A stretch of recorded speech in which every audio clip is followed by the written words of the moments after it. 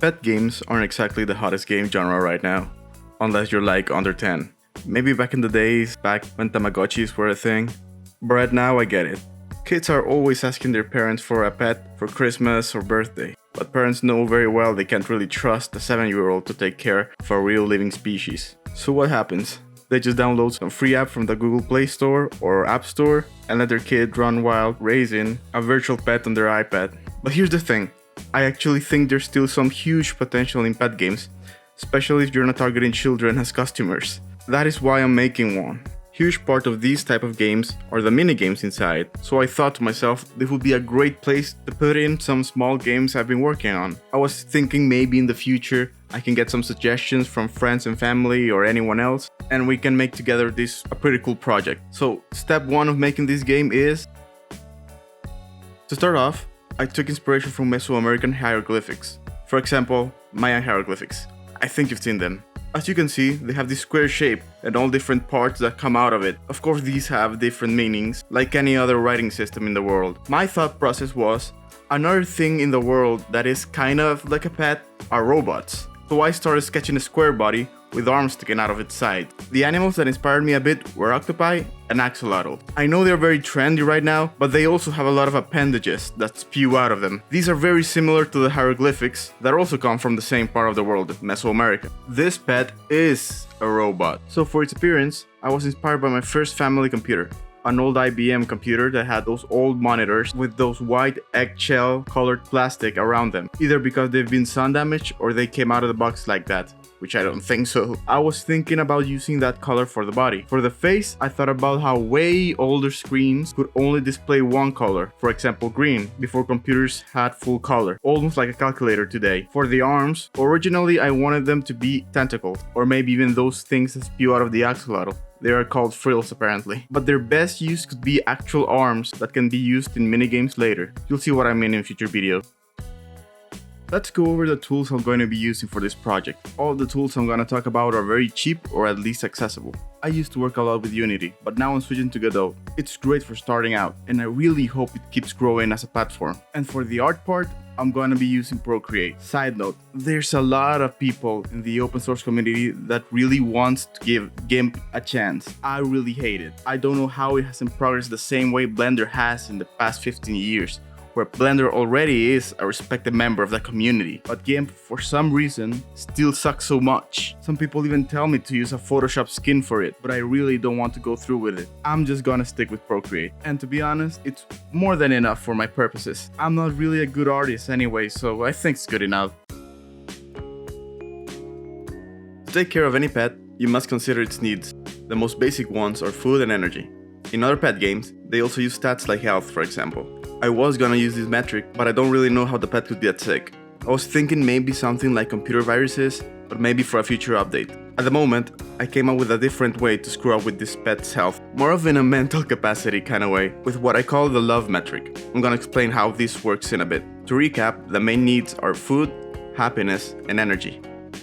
I also added the fun metric, just to make things more interesting. The energy part is quite simple. Most pet games deal with low energy by sleeping, but because this is a robot, we're gonna be able to charge it, as it were any other electrical device. You can leave it charging throughout the night and it should still be working. You can just connect it and disconnect it. If you leave it charging and exit out of the game, once you open it again, it calculates how much time it rested, so it can give you an appropriate amount of energy. This took me quite a bit of work actually. Cleaning is a bit simpler. Over time, it just gets dirty. In some other pet games, if you play a lot of minigames, your pet gets dirtier. For now, this pet is just getting dirty at a constant rate of time. You can wash it in the bathroom when this happens. You first scrub it with soap, bubbles will appear, and then finally you tap the shower head. As simple as that. The final part of taking care of your pet is the feeding part. Basically, you buy food from the store and your pet can eat it. The main mechanic here is simply dragging the food with your finger and feeding it. Oh, and by the way, if you tap this door, you can go outside. You can see the different shops for different stuffs you can buy for your pet, but we can talk about the different shops later. But first, let's dive in deeper in the food section. There are different food types. For this first release of the game, I just want to make 12 food items. I also divided them up into 3 unofficial food categories. These are a vegetarian one, a meat one, and a metal one. This last one I created because I think robots, they eat metal-y, mechanical stuff. I don't know if that makes any sense, but it's like being a metalivore, a new category. In my mind, in the future, when robots become more of a thing, we'll see if they eat each other. I think they should or could, I don't know. Anyway, I started with the cheapest food on the left side of the screen, then it gets more expensive as you get to the right side. So in my mind, pizza is the cheapest one, if you think of it as a dollar slice. Here are the different pizzas I made. Then for the mid tier, I made broccoli, petroleum jelly, and chicken. Getting a bit more expensive is rice, an oil protein shake, and a steak. And then for the final tier, the most expensive one, I didn't really know any expensive vegetarian foods, but I saw some video about this food in Georgia that seems pretty interesting. It looks kind of like an eye. It's called hachapuri or something like that. It's pretty interesting. It looks like it's a lot of food, so it should be pretty expensive, I don't know. So it fills your pet pretty well. For the Metalivore diet, you can see this screwdriver pop. It's supposed to be like a popsicle. I don't know if it really translates that well. If it looks like a popsicle, it looks like a screw. It's just a screwdriver, just to be honest. But you can imagine the screwdriver handle melting or something, and then you just leave with a metal stick. Finally, for the most expensive meat one, I just got a beef Wellington. In my understanding, it's just tenderloin, which also sounds pretty expensive, with bread around it, a fancy corn dog. Finally, the last metric we're gonna talk about is love. I thought about different ways to measure this, and in the future I know I'll tweak it. Streaks are an easy metric to take into account here. You know, Duolingo does it. I consider Duolingo a video game, whatever. You can see here, long streaks benefit your overall love score. Another thing you can do to increase your love score is cleaning your pet regularly. It's gonna calculate how much you cleaned your pet in the last 14 days as well as how much you've played with your pet in the last 14 days. Taking care of your pet just for it to love you may not seem as rewarding, so I came up with a way to be an absent parent effectively. So there are many things you can do to improve the mental health of your robot, right? As you can see here, you can go to a psychologist. Well, this psychologist is really just a pill pusher. You can go buy some pills that can improve some of the mental condition your pet has. For example, I have a heart pill and a heart plus pill. This will increase the overall love score of your pet. And as you can see here, the more expensive it is, the more it increases love. There's also a streak freeze pill and a happy pill, which is gonna increase the happiness to 100% for 7 days. This is gonna come real handy if you don't wanna play with your pet. You can also buy 2 types of energy pills.